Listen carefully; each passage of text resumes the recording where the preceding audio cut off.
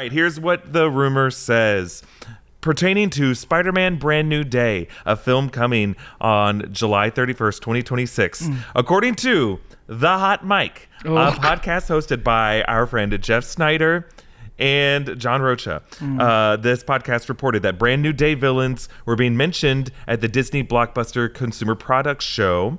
And from that presentation, from various other sources, we heard that Scorpion, Boomerang, and Tombstone are going to be part of it. But in addition to that, My Time to Shine, hello!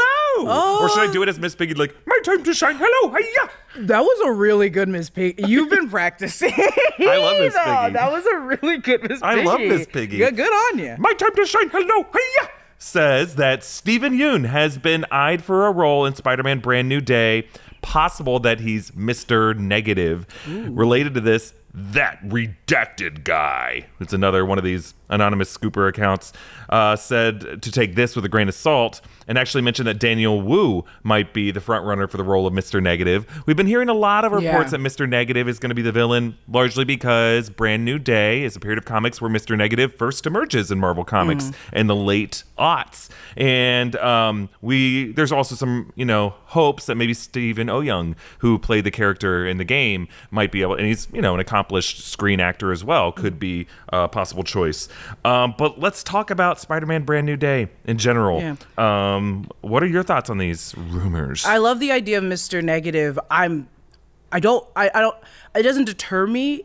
I would love a Tombstone. But if those three are also in there with Mr. Negative, then Mr. Negative can't be the fully bad guy that he is, right? Because then we're just getting another No Way Home. Or not No Way Home. Is it No Way Home? The third one. I always call them by the numbers. Spider-Man No Way Home is the third one, yeah. It feels like we're getting another version of that where we're having all his villains come in at one point. And it's not like we haven't seen Tombstone before. So I don't know if I want 4 random villains.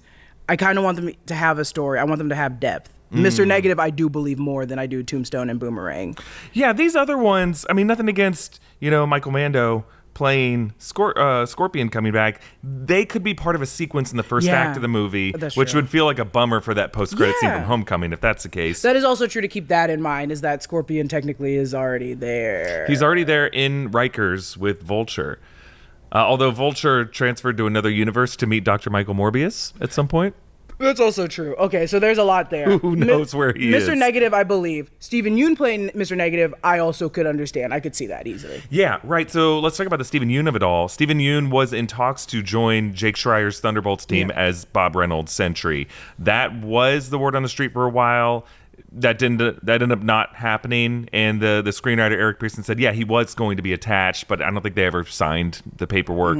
And for Stephen Yeun to pass up that role, it would mean that maybe he didn't want something similar to Invincible. That's true. That's true. But Mr. Negative seems like a great option alternative. We should acknowledge Stephen Yeun is a Korean American actor. The character of Martin Lee, Mr. Negative, is Chinese. So they would have to change certain elements of his backstory in order to make that work. 100%. Do you think, I always thought of Mr. Negative a little bit older, and that's why I kind of like the first offer you, Stephen Oyoung. Is that what you said? Yeah. That he looks like a Mr. Negative. I mean, they built the character off of his appearance. Yeah, and Mr. Yeun. Mr. Yeun. Oh my god! Come on, let's treat his name with some respect. Sorry, my bad, Mr. Yeun. Sir Yeun.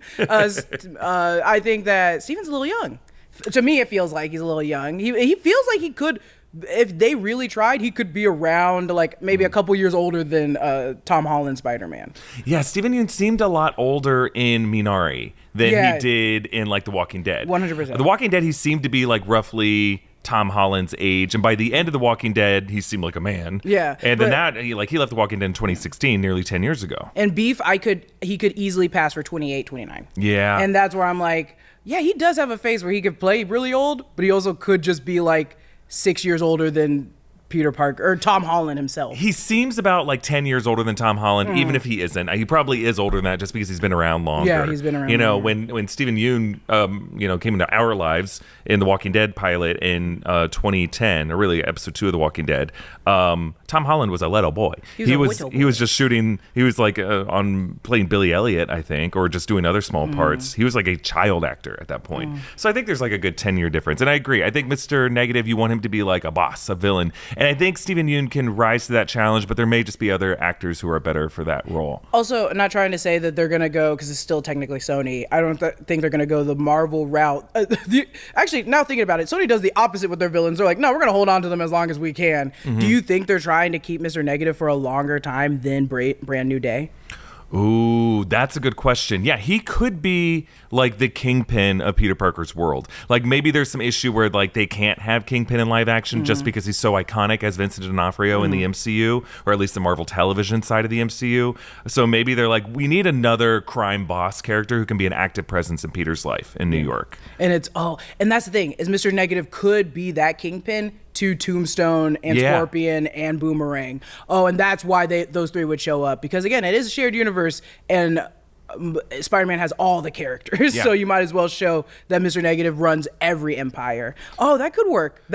I could see this. It kind of makes sense. We just have to remember, even though it's a Sony production and they only have rights to certain characters, it is within the MCU, and Marvel Studios is co-producing. So whatever Sony establishes as being in New York is true for the MCU version of New York. It doesn't mean we'll see Mr. Negative in other titles, but like maybe they're going to establish that now that Wilson Fisk has risen up to the mayor's office, it's created kind of a power vacuum on the criminal side of the underworld. That's what I thought Born Again was going to be. I thought it was going to be him going to mayor, and then all the factions of gangs fighting for the land that he had left over. And they kind of got that with Vanessa and the rest of them. Yeah. But this could explore that, because New York is so big. Yeah. And I'm like, oh yeah, there's more than just these parts. I want to see what they're doing every single street.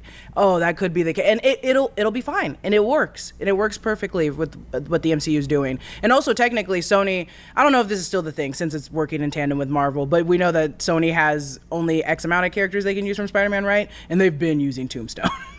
They've been using Tombstone, so I can see this being a legitimate scoop. Yeah, they seem to have like their hierarchy of villains that they want to try to work in. I mean, Vulture was on that batting order at some point, and they couldn't get Vulture in the Sam Raimi Spider-Man 4, but they're like, God damn it, we're going to get him in Spider-Man Homecoming. Lizard, same thing happened. He was going to be in Spider-Man 4. They got him into Spider-Man, The Amazing Spider-Man with Andrew Garfield. Mysterio even was on that batting order, and they found a way to get him in. Does this work in tandem with Sony Animations too? I think does that rule a very apply? Different world. Okay, I didn't know if that rule still applied, because I was like, they also had an animated Tombstone. Yes, they did. I think, so we should talk about the latest news that the two Avengers movies were delayed, right? Spider-Man Brand New Day went from a movie being sandwiched in the middle of Doomsday and Secret Wars. Now that Doomsday and Secret Wars were pushed back 6 months each, A Brand New Day is now going to be the first MCU movie we get after Fantastic Four First Steps. Insane. Coming 1 year after that. And so now the events of Spider-Man Brand New Day can be completely unaffected by any of the multiverse shenanigans of Doomsday. And I think that's a great thing. It can really be a street level story where really it just deals with Peter Parker's relationship with his community and his relationship with characters like Martin Lee, and I would just love to see that unfold. It also reframes Sadie Sink's role. You know, Sadie Sink has been speculated to be all kinds of characters, and one of the popular theories is that she was going to be Mayday Parker, Tobey Maguire Peter Parker's daughter from another reality. I just like the idea that she could be one of these characters in Peter Parker's world from the Brand New Day era of the comics. Sadie Sink, I believe, did weigh in. They asked her, hey, what do you think of these rumors? And she basically was like, I love Marvel. And that was her response. As she should. She said, yeah, they're great.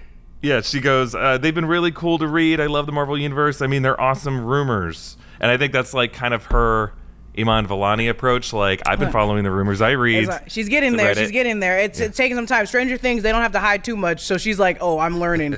I'm learning media training for Marvel movies now. A lot of people are worried that Sony now is going to delay Spider-Man Brand New Day. I think it's very possible that happens. I just don't think that this Doomsday Secret Wars news makes it any less or more likely. Yeah. I think it's a different studio that's producing this movie. Maybe Tom Holland's production schedule did affect the Doomsday delay, but he was already signed on for Spider-Man 4. He was not signed on yet for Doomsday. So his schedule's set. And I think they're moving forward. They have a script that's ready to go. The Russos, Marvel Studios, has a completely different production. And we do know from Joanna, Gavin, and Dave's book that there are the specific timeline of how long Sony has to start production on a new Spider-Man movie in order to retain the rights to the character. Yeah. From the release date of the previous movie, which I believe was December 17th, 2021, they have 3 years and 9 months after that to begin production on the next one, and 5 years and 9 months to release it. So beep, beep, boop, boop, boop, do the math in your head. They still have to start shooting Spider-Man Brand New Day by the end of 2025. Yeah. They can't completely delay it. So that production start date is locked in place, and they're not going to want to just keep this movie on the shelves after they've shot it. They're going to want to release it as soon as they can to start making money. So the only thing that would delay it at that point would just be how long the VFX take and post-production and reshoots take. 100. So I think it's going to stick to this summer 2026 release date.